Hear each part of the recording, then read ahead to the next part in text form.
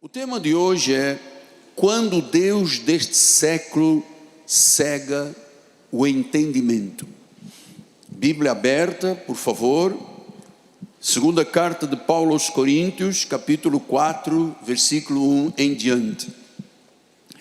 Pelo que tendo este ministério segundo a misericórdia que nos foi feita, não desfalecemos. Pelo contrário, rejeitamos as coisas que por vergonhosas se ocultam, não andando com astúcia, nem adulterando a palavra de Deus. Antes nos recomendamos à consciência de todo homem, na presença de Deus, pela manifestação da verdade. Mas se o nosso evangelho ainda está encoberto, é para os que se perdem que está encoberto, nos quais o Deus deste século cegou o entendimento, para que não lhes resplandeça a luz do evangelho da glória de Cristo, o qual é a imagem de Deus. Porque não nos pregamos a nós mesmos, mas a Cristo Jesus como Senhor, e a nós mesmos como vossos servos por amor de Jesus. Porque Deus disse: das trevas resplandecerá a luz.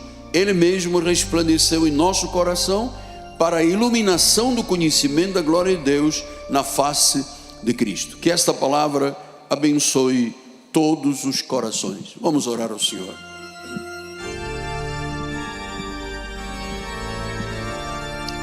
Senhor Jesus Cristo, mais uma vez te damos honras, louvores, glórias. A honra que vem de corações que foram circuncidados pela palavra, de homens e mulheres que tiveram um novo nascimento, agora, segundo a verdade, segundo a justiça de Deus, homens e mulheres eleitos, pedras que vivem, predestinados em amor. E que neste dia, Senhor, através deste altar, aqui de forma presencial, e aqueles que estão pelas mídias sociais à distância, ouçam o que o Espírito revela para a glória do Senhor. E a igreja diga comigo: amém, amém e amém. Muito obrigado.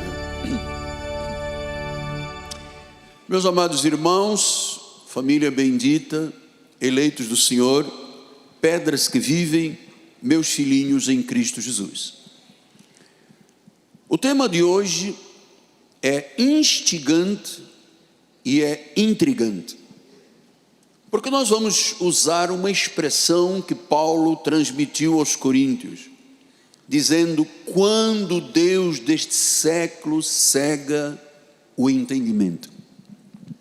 Então, Paulo vem com algumas admoestações à igreja.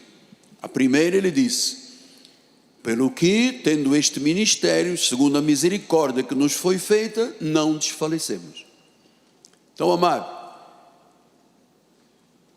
por causa do ministério, por causa das misericórdias de Deus, por causa da graça do Senhor, nós não desanimamos.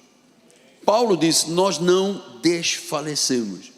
Então, quem entende o que está hoje acontecendo no mundo espiritual, não tem como entrar em desânimo ou desfalecer por causa desta crise que se vive hoje no mundo.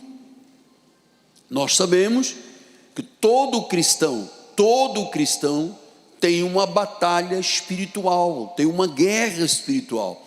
Isto não é a troco de nada. A vida espiritual tanto tem guerra que o próprio Paulo, escrevendo aos Efésios, diz que nós deveríamos de ter uma armadura espiritual, da cabeça aos pés, uma armadura espiritual. Então, existe sim uma batalha invisível todos os dias na mente das pessoas cristãs. Paulo disse: apesar de tudo, nós não desfalecemos.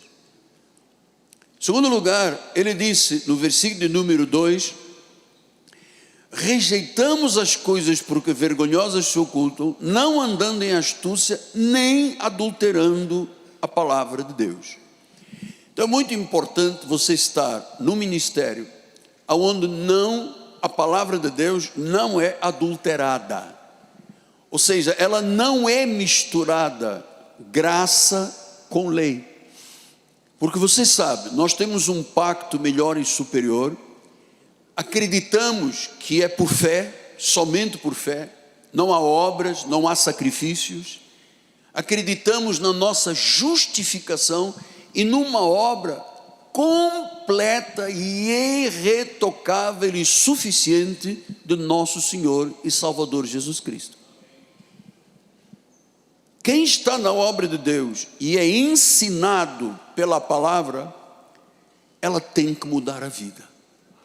A vida muda, o caráter muda, os sentimentos mudam, a forma de estar na vida, a vida social, a vida familiar, a vida empresarial. Então diz que nós não adulteramos a palavra de Deus, porque a palavra de Deus vem sendo corrompida há muito tempo. Aliás, o próprio livro de Gálatas chegou a alertar. Paulo diz: ó insensatos Gálatas, quem é que vos fascinou? Quem é que vos baiskainos, da palavra original, quem é que vos enfeitiçou? Quem é que vos embruxou?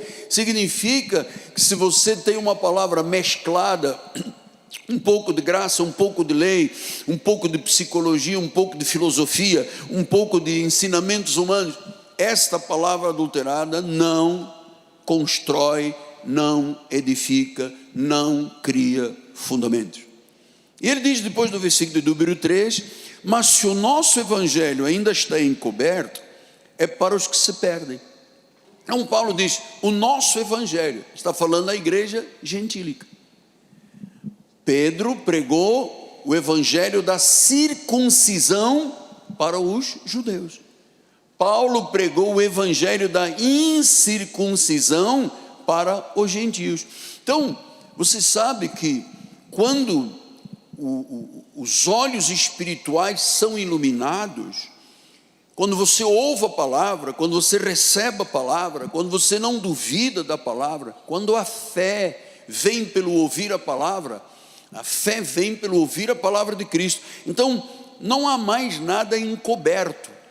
O que Deus faz? Deus arranca as escamas espirituais, conforme Paulo tinha escamas nos olhos espirituais, arranca os véus espirituais e a pessoa passa a ver a glória, a grandeza do reino e da mensagem. Então, diz que o evangelho que está encoberto, na realidade está encoberto para os que se perdem.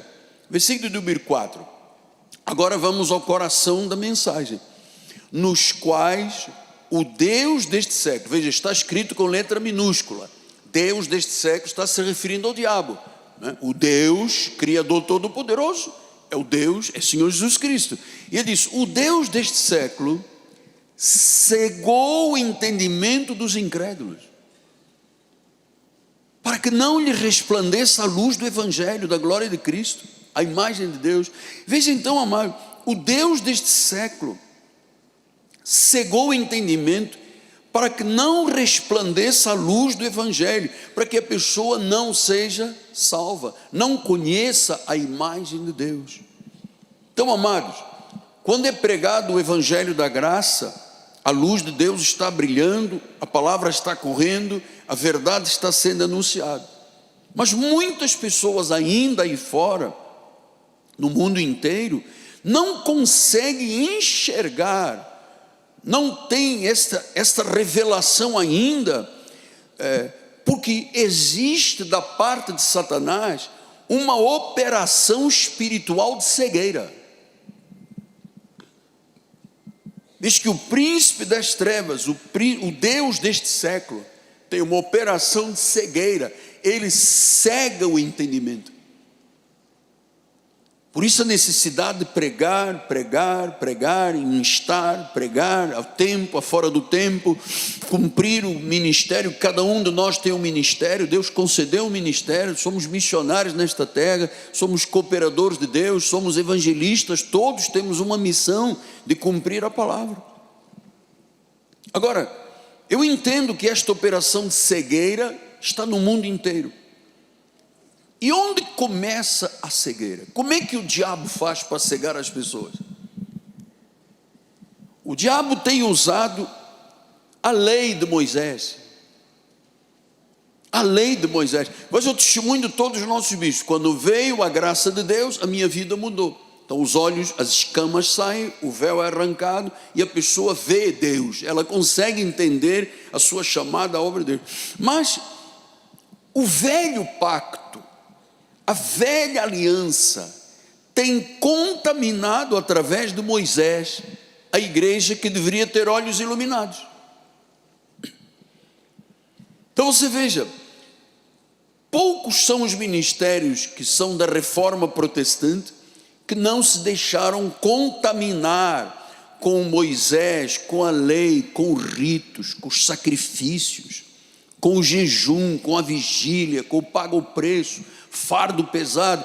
Poucos. Nós, inclusive, eu disse ontem, durante esse trajeto de 47 anos de ministério, 5 dos nossos companheiros, que eram igrejas Cristo Vivo, eram bispos da nossa igreja, não conseguiram bater pé firme com isto, e se deixaram contaminar, e ficaram cegos espirituais, deixaram de ver a glória de Deus, para começar a fazer campanhas de vigília, de sacrifícios dentro da igreja, começaram a batizar as pessoas, a passar óleo. 5 das nossas igrejas se contaminaram. Eu me recordo de um companheiro que me chamou um dia e disse: apóstolo, eu amo muito o senhor, eu amo muito a graça, mas eu tenho uma necessidade, eu quero me envolver, eu quero ir onde está a lei, eu quero, sabe, onde está em reteté, onde tem essa coisa absurda que se faz com a obra de Deus, essa coisa da falta de denodo. Então eu preciso de ir a convenções, a congressos, onde eu ouça que Satanás é o rei da igreja, que Moisés ainda preduz. Eu falei: amado, mas o irmão tem essa necessidade? Ou não podia substituir essa necessidade comendo um pudinzinho, alguma coisa mais doce? O irmão tem necessidade, mas como é que se criou essa necessidade? Uma cegueira espiritual. Hoje em dia é fácil você ver nas mídias sociais líderes dizendo: não, aqui na nossa igreja a fé exige sacrifícios. Na nossa igreja tem que ter a fé, porque a graça é uma desgraça. Perdão, a graça é uma desgraça. Nós precisamos de sacrifícios. Então quem é da graça fica para lá, mas nós aqui fazemos sacrifício. Amado, onde a Bíblia diz que o povo de Deus tem que sacrificar? Isto é uma operação de cegueira espiritual. Romanos 11:6 diz: se é pela graça, já não é pelas obras. Do contrário, a graça já não é graça. Está óbvio, está aqui. Se é pela graça, não é por obras. Porque se for por obras, já não é graça. É lei, é Moisés, é ministério de condenação e morte. Então, obras são contrárias à graça. A graça deixa de ser graça se o povo deixar de viver pela fé. Nós não temos um chamado para viver por obras. A obra eterna foi feita e consumada na cruz do Calvário. Já foi feita. Sabe o que Jesus disse? Está consumado. Consumado est, está consumado. Completou-se todo o sacrifício, o sangue, a mediação, a propiciação dos pecados, o preço que foi pago, foi completo. Romanos 1:16-17 diz assim: eu não me envergonho do evangelho, ele é o poder de Deus para a salvação. O evangelho qual? O evangelho misturado, lei e graça? Não, o evangelho puro, genuína, a genuína graça de Deus. Diz assim: não me envergonho do evangelho, ele é o poder de Deus para a salvação de todo aquele que crê. Pode ser judeu, pode ser grego, pode ser português, pode ser brasileiro, chinês, o que for. Versículo número 17: visto que a justiça de Deus se revela de fé em fé, como está escrito, vamos dizer todos juntos: o justo viverá por fé. Agora, e se eu não viver só a fé? Gálatas 3:10, ele diz assim: todos quantos, pois, são das obras da lei, estão debaixo de maldição. Maldição é condenação, é julgamento. Gálatas 1:6-9, ele diz: admira-me que estejais passando tão depressa daquele que vos chamou na graça. Não existe outra chamada. Pela graça sois salvos mediante a fé. Então, Paulo está dizendo à igreja: gente, eu estou admirado. Como é que você passou tão depressa daquele que te chamou de Cristo para outro evangelho? Nós temos visto aqui ao longo da nossa história, quando Satanás começa a cegar uma pessoa, a primeira coisa, ela sai da igreja. E o que ela vai procurar? A primeira coisa, batizar-se nas águas. Porque ela diz, Jesus é mentiroso, Jesus não fez uma obra completa, o sangue dele não é suficiente, o sacrifício dele não é um sacrifício completo. Então, cegou o diabo o entendimento, botou escamas nos olhos, ela vai a primeira coisa e pum, se batiza. E depois de um tempo ele percebe, gente, o que aconteceu realmente de virada na minha vida pelo batismo? Nada. Pelo contrário, desonrou a obra de Cristo, profanou o sangue da aliança, ultrajou o Espírito da graça. Então, Paulo diz isso, Ademir, você está passando tão depressa do que te chamou da graça para um outro evangelho? Mas olha, não há outro, senão que há alguns que vos perturbam e querem perverter o evangelho de Cristo. Mas ainda se nós mesmo, ou um anjo, vindo do céu, vos prega um evangelho que vá além do que temos pregado.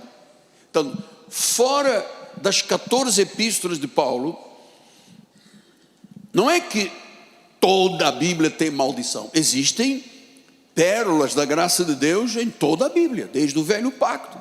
Deus achou graça em Noé. Então a graça de Deus por graça chamou Abraão e revelou-lhe o pacto da graça 430 anos antes da lei. Então a Bíblia é um livro de graça. Agora tem uma mensagem para os judeus que não pode ser vivenciada pelos gentios, porque se for vivenciado pelos gentios dá o quê? Maldição. Agora imagina uma pessoa 20, 30, 40 anos numa igreja, dizimista, fiel, contribuinte, ajuda, ama, e terminar os seus dias, ele é salvo, mas como pelo fogo, terminar os seus dias dizendo, oh, quanto eu perdi da minha vida, era o sacrifício, era jejum, era mais sacrifício, era mais peso, 5 dias de jejum é pouco, tem que ser 7, depois não é 7, é a campanha dos 11 dias, depois não é 11 dias, amado, são coisas absurdas, é mercantilizar a palavra de Deus. Então diz que quem pregar um evangelho que vá além das 14, sim, mas eu ouço o Senhor usar os profetas, sim, toda a Bíblia é cheia de pérolas da graça, eu tenho que saber, por exemplo, se eu disser aqui, a alma que pecar morrerá, eu estou sendo legalista, porque a Bíblia diz que o meu pecado já foi encravado na cruz do Calvário. Então eu não posso dizer à igreja fiel, que foi lavada no sangue de Cristo, comprada pelo sacrifício de Jesus, dizer você é um pecador. Ou então dizer como dizem os crentes, até aqui me ajudou o Senhor, e agora para frente Jesus disse, eu estarei convosco até o fim. Então eu não posso usar uma palavra do Antigo Testamento para condenar a igreja, até aqui me ajudou o Senhor, até aqui me ajudou o Senhor. Mas você não acredita que Deus completará? Aquele que começou boa obra há de terminar até o dia final. Ele tem o querer, ele tem o realizar. Então eu não posso dizer à igreja, gente de Deus, até aqui, agora amanhã não sei, amado. Olha, se pega aí, não sei, isso é massa, velho, isso aí dá problema, como é que vai ser? Amado, tenha segurança. Jesus é que disse, não foi o Michelangelo. Ele disse, as minhas ovelhas ouvem a minha voz e me seguem, eu lhes darei vida eterna, jamais perecerão, e das minhas mãos, se ninguém quer dizer o quê? Ninguém arrebata-se, eu lhes darei vida eterna. Deus amou o mundo de tal maneira que deu o seu Filho unigênito para todo aquele que nele crê, não pereça, mas tenha vida eterna. Então a vida eterna não depende do batismo nas águas, do sacrifício, do paga o preço. Não depende, depende da obra de Cristo. Ou eu creio na obra e na suficiência de Cristo, ou então eu estou frito, não sou salvo, estou cego, eu entrei numa operação de cegueira espiritual. Por isso o Deus deste século, disse Paulo, cega. O Deus deste século usa a lei, sempre usou a lei, para trazer sentimento de culpa. Por que deu errado esta situação? Terra, é porque eu jejuei pouco, aquela culpa, eu jejuei muito pouco, então eu vou entrar, eu só fazia jejum de 2 dias, agora vou entrar em 15 dias, 15 dias depois passa mal, tem uma desidratação, é levado ao hospital, o médico faz um exame, uma endoscopia, uma colonoscopia perigosíssima, né? Que às vezes mata as pessoas. Então chega lá e diz: você está com um problema no estômago, você está acidez, não sei o que. Quanto tempo você não come? Você diz: 15 dias. Mas por que 15 dias? Não, porque eu estou lutando com Satanás. Então Satanás já te venceu, você está aí com uma úlcera tremenda. É isso que é a Bíblia, é isso que Deus quer para a nossa vida? Não, Satanás cega, usando a lei, o judaísmo contamina as pessoas, cega as pessoas, porque a lei é um ministério de morte, não é para nós, é para os judeus. Olha o que disse Paulo em 2 Coríntios 3:5. Não que por nós mesmos sejamos capazes de pensar alguma coisa como se partisse de nós, pelo contrário, nossa suficiência vem do pastor da igreja. Se o pastor não está aqui, acabou a minha vida. Não, amado, não idolatre ninguém, muito menos o pastor desta igreja. Não faça isso. Você deve amar, respeitar, considerar, estar submetido. Mas a idolatria, essa coisa de terminar o culto, porque eu venho dar um beijo na gravata, venho dar um beijo na careca. Eu ganhei tanto beijo na careca que eu perdi os meus cabelos, amor. Não precisa. Só o teu respeito, o teu carinho conosco já é bom, já é suficiente. É isso que nós fazemos com as pessoas. Aqui é uma igreja inclusiva. Então não importa qual é a cor, qual é a posição social, se é rico, se é pobre, não importa. O que importa é que você é quem é pela graça de Deus. Então ele disse, desculpa aí, tem...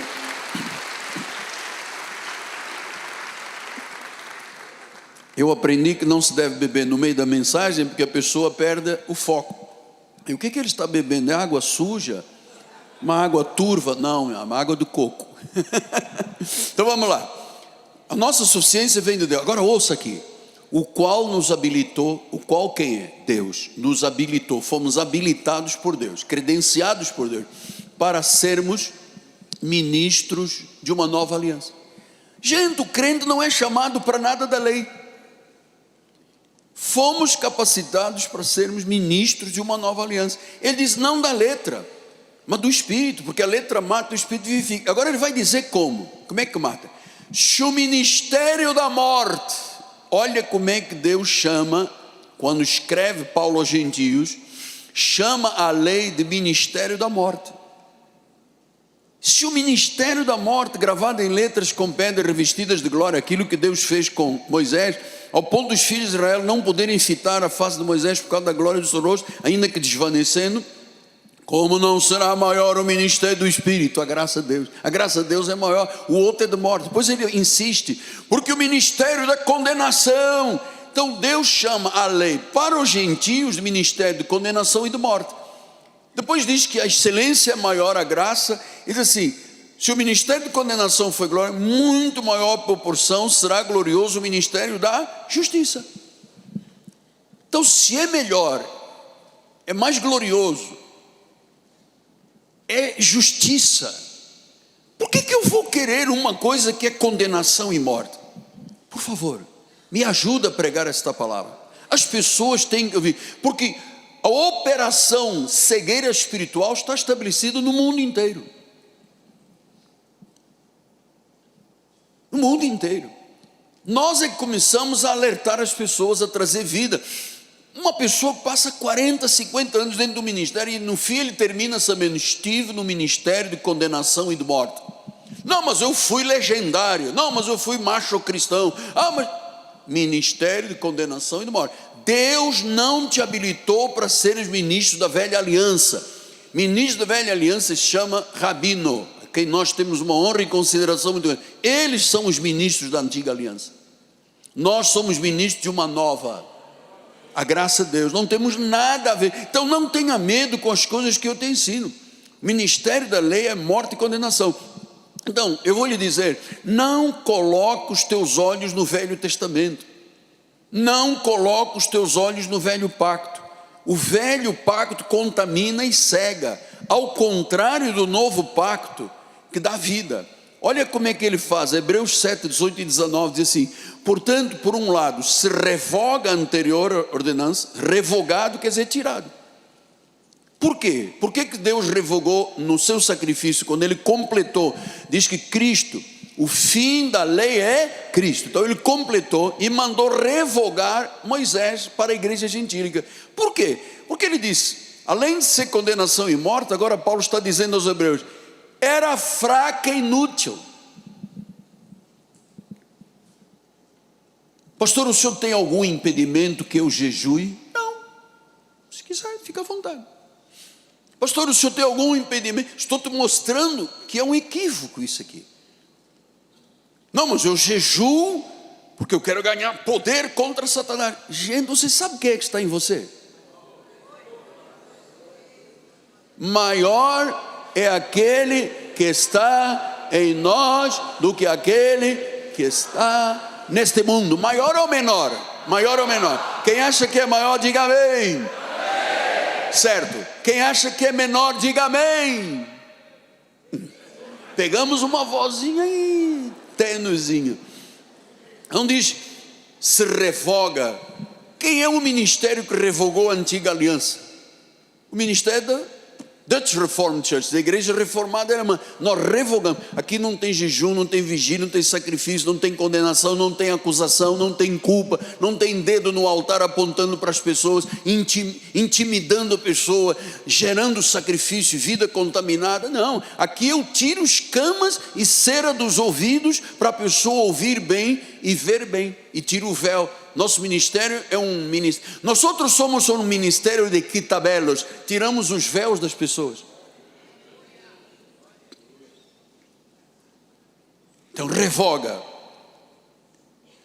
porque era frágil, inútil. Pois a lei nunca aperfeiçoou coisa alguma. Nunca. Por outro lado, se introduz uma esperança superior pela qual nos chegamos a Deus. Amados, só existe uma forma de ter comunhão com Deus, pela graça do Senhor. Pela lei não.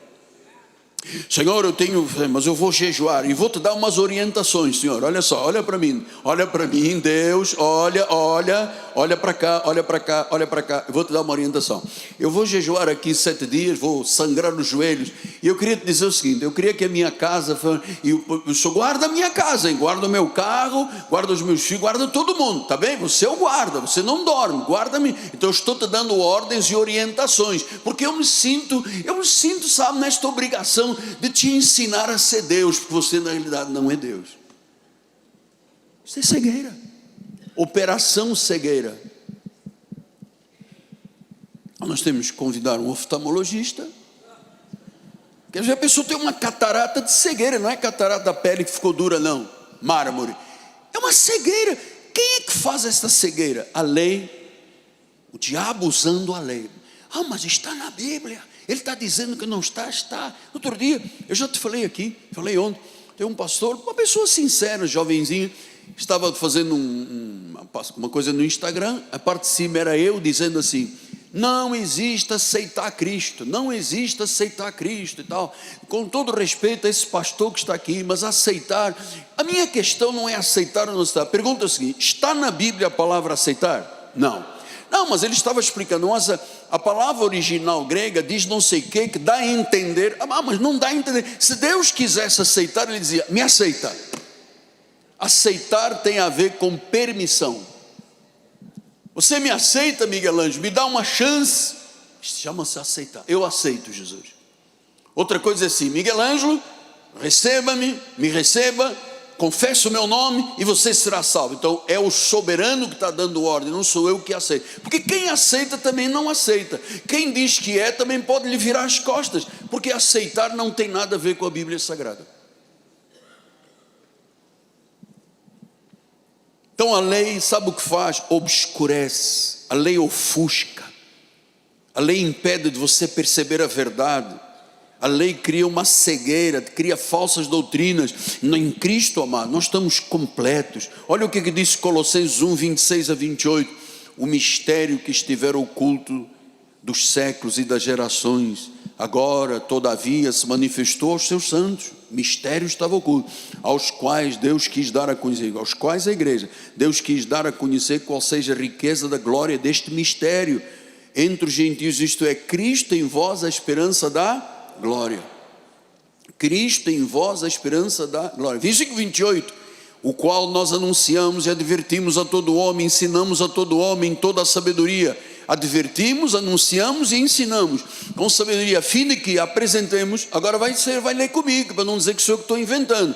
Apresentemos todo o homem perfeito em Cristo. Quem é que gerou esta perfeição? O Espírito de Deus, o Cristo que mora em nós. Você acha que Cristo ia morar na minha vida com imperfeição ou na sua vida com imperfeição? Todo homem, está falando na igreja dos Colossenses, todos vocês da igreja são perfeitos em Cristo. Então a lei obscurece, a lei ofusca, a lei impede de ver a verdade, cria cegueira espiritual. Então, ouça, quando nossos pais nos conceberam, nossa mãe nos deu à luz, e houve uma concepção entre um homem e uma mulher, nossos pais, nossa mãe nos deu à luz.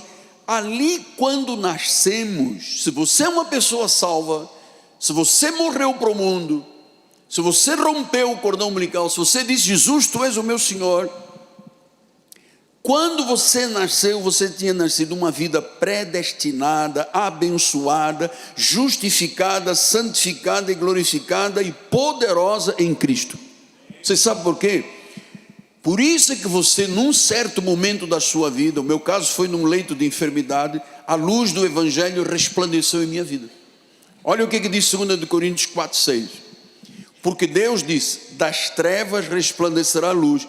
Ele mesmo resplandeceu em nosso coração para a iluminação do conhecimento da glória de Deus na face de Cristo. Veja, enquanto Deus deixa que Satanás cega, o que Deus faz? Resplandece. Pastor, eu nunca tinha ouvido isso. Talvez alguém esteja lá nas mídias sociais aflitíssimo, desesperado, um diagnóstico médico assustador, um prognóstico desesperador.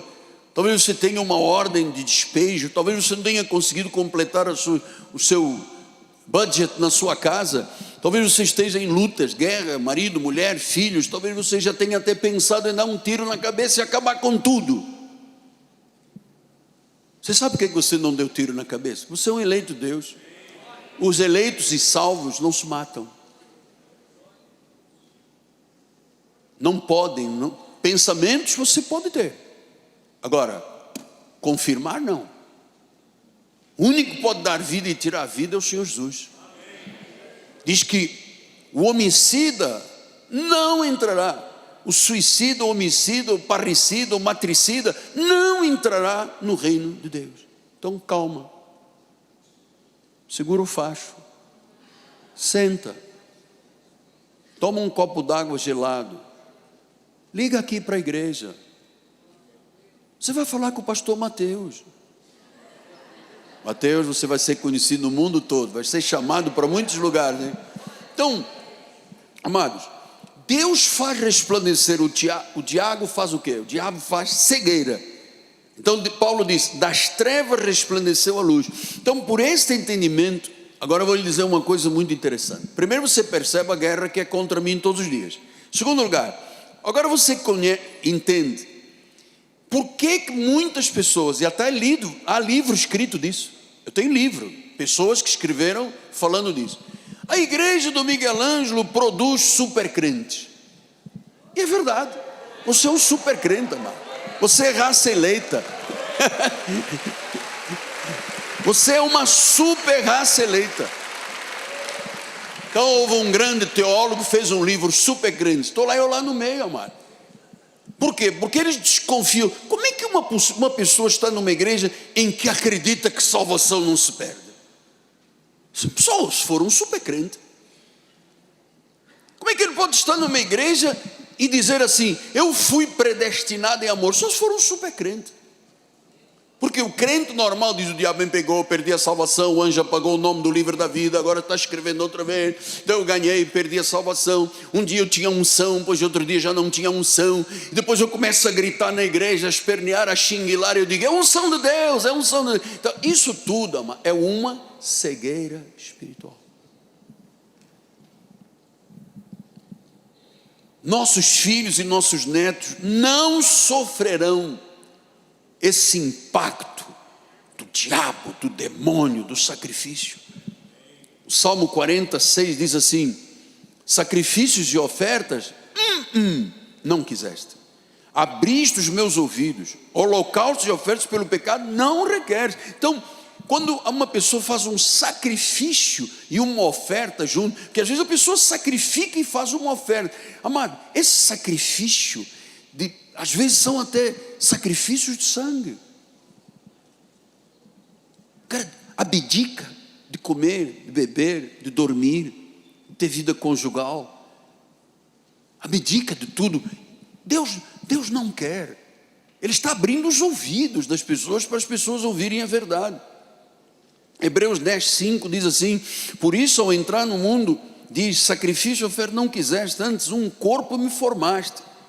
Versículo número 6, não te deleitaste com holocaustos e ofertas pelo pecado. Então eu disse, eis aqui estou, no rolo da vida está escrito a meu respeito, para fazer, ó Deus, a tua vontade. Depois de dizer, como está acima, sacrifício e oferta não quiser, nem holocausto, nem oblações, nem batismos, né? Deus não quer isso aí pelo pecado. Eu vou me batizar porque eu estou em pecado. Mas quem tem Cristo é uma nova criatura, as coisas velhas passaram, eis que tudo se fez novo. Se fez novo, muda a língua, muda a forma de ouvir, a forma de ver. Então ele disse, não queres oblações pelo pecado.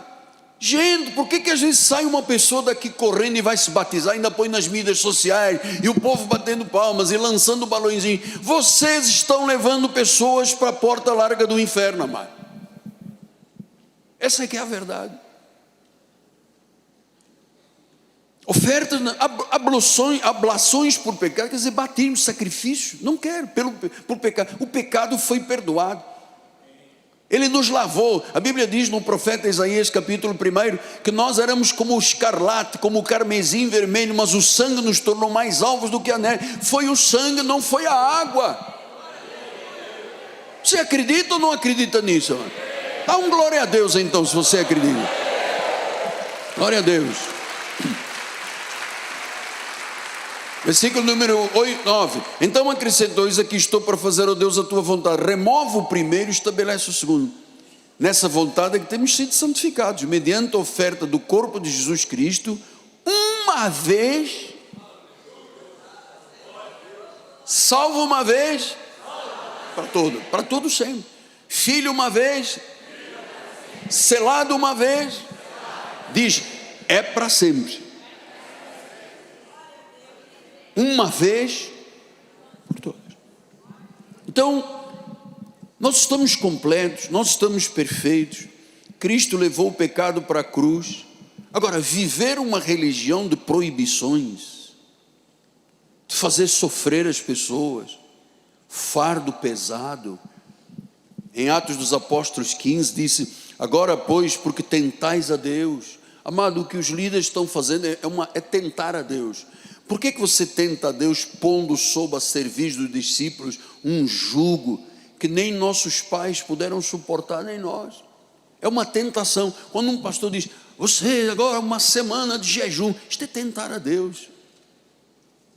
Porque tentais a Deus pondo sobre a vida das pessoas, porque o líder que prega, ele não vai fazer jejum de 20 dias não, ele bota os irmãos para fazer. Ele faz um programa de rádio, estamos na campanha, hoje é o 7º dia de jejum na igreja, o demônio, o diabo vai ser vencido, até amanhã, acaba o programa, ele tem a marmitinha dele, com 2 ovos, arrozinho, basmati, tem lá uma saladinha, manda o povo jejuar, dura servir sobre os discípulos, jugo. Eles não suportaram, no antigo pacto, ninguém suportou. Foi Cristo que se fez pecado por nós. Carregou pecado, a condenação, foi ele que carregou. Então, amado, em mais 10 minutos, a lei, ouça, a lei nunca te falou a verdade. Ela é frágil, ela é inútil, não te falou a verdade. Te enganaram e me enganaram com religião, mas a verdade, a lei nunca mostrou. Por isso é que o profeta Oséias diz, 4:6, o meu povo está sendo erguido, fundamentado, elevado, levantado. o meu povo está sendo destruído, o meu povo. Olha Deus chorando aqui isso, hein? Eu te habilitei para seres ministro de uma nova aliança. Não, mas eu quero Moisés. Eu preciso do Moshe, come in, Moshe. Eu não preciso do Moisés, eu preciso de Jesus. O meu povo tem sido destruído porque lhe falta. Amados, o sacrifício de Jesus foi único e perfeito. Hebreus 10:14 diz isso, porque com uma única oferta, aperfeiçoou para sempre. Quantos estão sendo? Aperfeiçoou para sempre. Então ouça agora, por favor, temos pouco tempo. Vamos lá, foca agora aqui no altar. Jesus substituiu a velha aliança. Ele veio numa nova aliança, a graça de Deus. Então, o que Deus quer agora de nós, apóstolo? Deus quer o que diz o Salmo 51, 16, 17, viu? Nós fomos lá no Antigo Pacto e vamos tirar uma pérola. Pois Deus, tu não te comprases com sacrifícios. Deus não quer sacrifício. Do contrário. Não, Deus quer um sacrifício, apóstolo. O senhor não está sendo correto. Apresentei os vossos corpos como sacrifício vivo, santo e agradável, que é o vosso culto. Pronto, este é o único sacrifício que Deus, é o que nós estamos fazendo aqui. Mas Deus não se compraz com esse tipo de sacrifício, jejum, vigília, paga o preço, não. Do contrário, eu te os daria. Tu não te agradas de holocaustos. Sacrifícios agradáveis a Deus são um espírito quebrantado, um coração compungido e contrito. Isso Deus não despreza. O resto Deus despreza. Um coração quebrantado, um espírito quebrantado, um coração compungido e contrito. É isso que Deus espera. É isso que Deus espera. Pastor, e Hebreus 13, 20? Ora, o Deus da paz, que tornou a trazer dentre os mortos a Jesus, nosso Senhor, o grande pastor dos ovelhas, pelo sangue da eterna aliança. Hebreus 13, 20. Ora, o Deus da paz tornou a trazer dentro dos mortos. Não é esse versículo, só um minutinho. Saiu aí, como dizia o meu querido Miranda, é um equivoco. Só um segundinho aqui. Hebreus 13. Ai, meu Deus, eu não gosto de errar no altar. Primeiro, Hebreus 13. Aqui.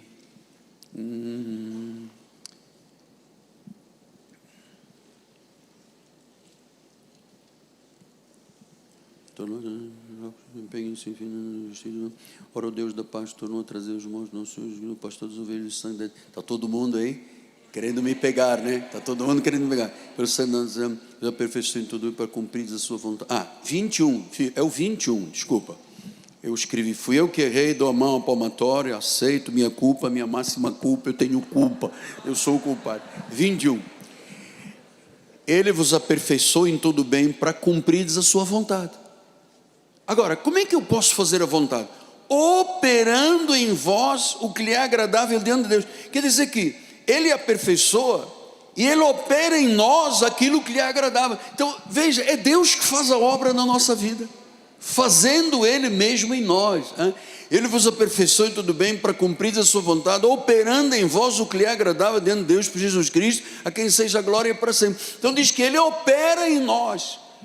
Ele faz a sua vontade em nós. Então, amado, se é Deus que faz a vontade dele em nós, rios de água viva só fluem quando existe esta revelação. Nós não podemos complicar a obra de Deus. Nós não podemos ser um fardo para a vida das pessoas. E eu vou lhe dizer, nestes 5 minutos finais, 95% do povo de Deus vê Deus como um chicote. 95% não tem essa coisa do júbilo, da alegria. Abba Pai, Paizinho, meu amado Senhor, tem compaixão. Não vê chicote. Errou alguma coisa, chicotada. E é assim que o povo vive, chicoteando uns aos outros, se degladiando uns com os outros, porque vêem Deus como um chicote. Eu vou dizer, se é Ele que opera a sua vontade em nós, quer dizer que até o dinheiro que nós temos foi Deus que colocou no nosso bolso. Ele é que opera a vontade dele na nossa vida. As ofertas, aquilo que chega à nossa vida, é Deus que faz, fruto da nossa fé. Amado, você é um abençoado de Deus. Ele já te reconciliou consigo mesmo. E eu insisto, sem a graça de Deus há cegueira espiritual. E eu vou lhe dizer, amado, por favor, me ajude. Nós temos que ir a todas as nações deste mundo, todas. A trombeta tem que tocar com um sonido claro. Foi isso que Paulo disse em 1 Coríntios 14, 8 a 10. Pois também, se a trombeta der um som incerto, quem é que se prepara para a batalha? Assim como nós, com a língua, não dissermos a palavra compreensível, como é que se entenderá o que vocês dizem? Porque estareis como que falasseis ao ar. Então eu tenho que ter uma trombeta. O que é trombeta? A minha boca. Tem que ter um sonido claro. É por fé ou é por lei? É por obras ou é por sacrifícios? O justo vive por fé. É predestinado ou não é predestinado? O meu sonido tem que ser claro. As pessoas têm que compreender claramente. Por isso, como na maioria dos países não se entendia o que eu dizia em português, nós entramos numa plataforma, já estamos em 34 idiomas, 94 países. Por quê? Para que eles entendam com um sonido claro que há uma trombeta tocando neste altar para o mundo, dizendo: Jesus é o Senhor. Jesus é o Senhor. Tem que ter trombeta, tem que ter um sonido claro, porque esta palavra tem que correr, salvar vidas. E eu vou lhe dizer, se a Bíblia, isto que eu te ensino, é verdade para você, é porque Cristo é o teu Senhor. É porque Cristo é o teu Senhor. Nós somos realmente um povo especial. Sempre estivemos nos planos de Deus, sempre. Fomos escolhidos, fomos separados, somos um projeto de Deus na terra. Sabe, a nossa cidadania não é daqui, é lá do alto. E eu queria terminar com a iluminação dos olhos espirituais de Efésios 1, 17 e 18. Para que o Deus do nosso Senhor Jesus Cristo, o Pai da glória, vos conceda um espírito de sabedoria e de revelação no pleno conhecimento dele. Pleno conhecimento dele. Diz o versículo de número 18: iluminados os olhos do vosso coração. Enquanto há uma campanha de cegueira espiritual, há uma igreja iluminando os olhos das pessoas, iluminando os olhos do vosso coração para saber, é para saber qual é a esperança do chamamento. Perco a salvação, não perco a salvação, Deus apaga o nome do livro da vida, não, que isso? Então, para você ter esperança do chamamento e saber qual a riqueza da glória da herança nos santos, só com olhos iluminados. Então a minha palavra final é esta: que o Espírito do Senhor ilumine todos os olhos aqui presentes, os olhos do coração, para que todos vejam, entendam e saibam qual é a esperança do chamamento, qual é a riqueza da glória, como é que é importante, como é que a glória de Deus está na nossa vida.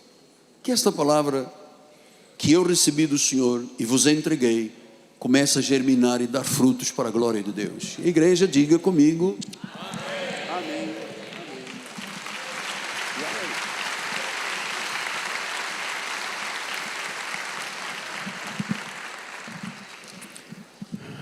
Oração final. Senhor Jesus Cristo, mais uma vez damos honras, louvores e glórias ao soberano Deus. Muito obrigado por este mover de avivamento que o Senhor está fazendo na igreja, em particular pelo encontro que tivemos ontem, tão produtivo, tão frutífero, tão abençoador, a nossa 19ª convenção. Obrigado por este dia que estamos vivendo. Logo mais às 5 horas teremos culto na igreja. Eu sei, Senhor, que esta palavra realmente foi uma semente semeada no coração de cada eleito de Deus. Se havia ainda algum resquício de uma escamazinha ou de uma cera no ouvido, algum véuzinho, foi tudo tirado hoje. Nós vamos voltar a casa com muita alegria, com felicidade, com uma coisa que o mundo espiritual esqueceu, que é o júbilo a Deus. O júbilo, a alegria da salvação. O Senhor já foi adiante, Toda arma forjada contra nós não prosperará. O homem mau, fraudulento, o enganador e os sanguinários estão anulados. As fortalezas, sofismas e altivez estão esmagadas debaixo dos nossos pés. Vamos em paz para viver o melhor de Deus, que Ele chama de reinar em vida. Em nome de Jesus, e todos digam comigo, amém, amém e amém. Graças a Deus. Vamos ficar de pé. Eu vou dar a bênção final. Quem puder ficar mais um minutinho, nós vamos cantar um corinho que não seja longo. Levante as mãos para os céus. Que a graça do nosso Senhor Jesus Cristo, o amor de Deus, as doces consolações do Espírito Santo se manifestem hoje e eternamente na vida do povo eleito do Senhor. E a igreja, a noiva, ataviada de branco, sem manchas, sem rugas, sem defeitos, comprada pelo sangue de Jesus, em nome do Senhor, digam amém, amém, amém. Boa tarde a todos.